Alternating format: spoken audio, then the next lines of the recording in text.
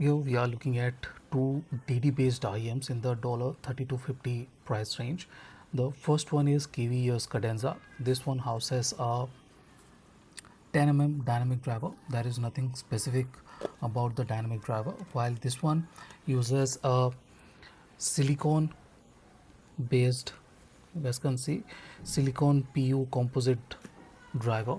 Now somehow I'm not exactly sure why, but when I first heard the EPZ G20 gaming oriented IEM, I felt that it sounds very similar to Kiwi Ears Cadenza, but I was wrong. These two have barely any similarities. Let's start with the setup, accessories, and fit. Both IEMs fit nicely, but thanks to the semi-custom kind of design, EPZ G20 fits much better than the Kiwi Ear Cadenza. Both are stable inside the ear, no issues with the stability or anything like that.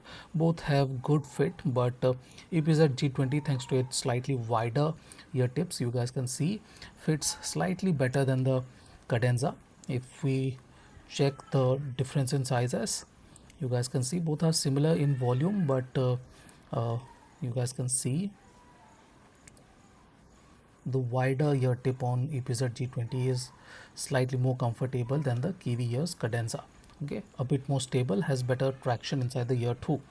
If we look at the back plate, you guys can see both are similar in size, but this one is slightly bigger in area. In any case, both are similar, no issues with the fit or anything like that. Accessory wise, EPZ G20 is more endowed. It comes with two cables, a boom mic, and a USB-C to A adapter, while this one doesn't come with nearly anything, just a pair of just a set of ear tips and this reasonable looking cable, while the cable on the EPZ G20 looks a bit more premium, and it comes with a mic too. You guys can see comes with a microphone cable too. If we start about talking about the sound quality, the Kiwi Ears Cadenza is more balanced, slightly mid-forward IEM with a reasonably good bass. It's not like it is a bassy IEM or anything like that, but it has a reasonable bass, has decent amount of sub bass extension, and mid bass is not boomy or anything like that. It has good dynamics too. No issues with the dynamics either, but it is not a punchy or full sounding IEM. Bass is not very deep into the spectrum either, so this is good if you are not looking for a bassy IEM.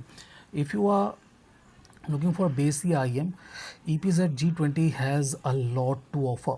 It has very good sub bass depth, very good sub bass rumble. It has very good area of impact too, and has better layered delivery too.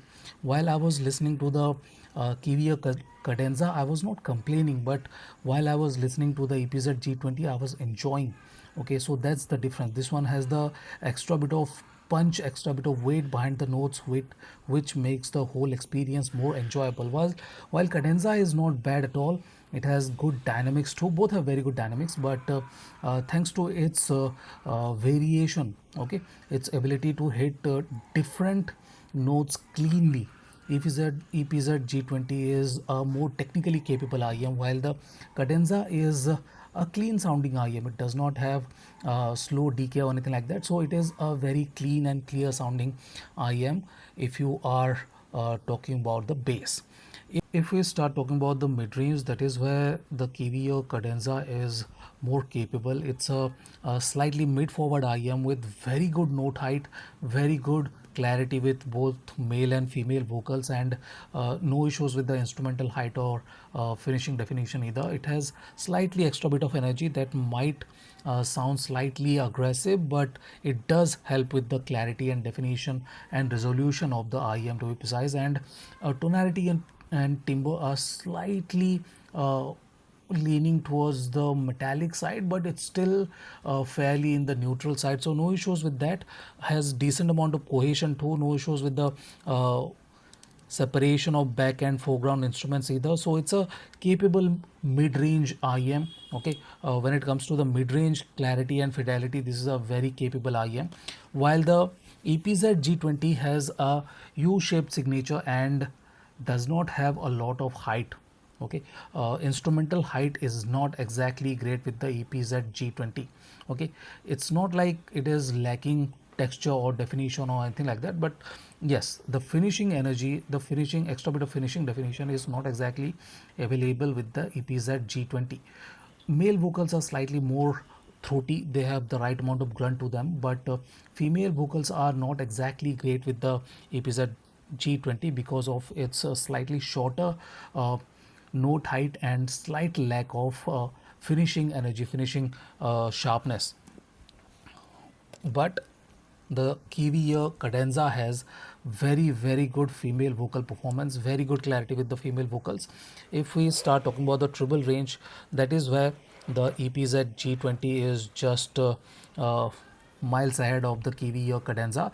This one has better treble extension, better air between instruments and larynx, and separation are much better in the on the G20. While the Cadenza is slightly on the darker side, it does not have the clarity or even the extension in the treble range. It's not like it is bad or anything, but it's not exactly great with the treble range. It lacks air, it does not have the kind of sonics and freedom of movement for the instruments, but it is okay, not a deal breaker, but it's not exactly a deal maker given that it's priced at just $35, while the G20 has very good sonics, very good clarity, very good layering separation, and has very good cohesion even in the treble range, no sharpness to be worried about, while this one can be slightly sharp in the mid range. Okay, as I said, this one has a bit more energy in the mid range.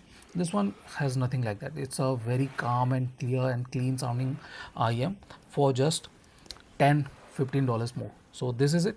This is my comparison of Kiwi Cadenza and EPZ G20. Thank you for watching, guys. Have a nice day. Enjoy.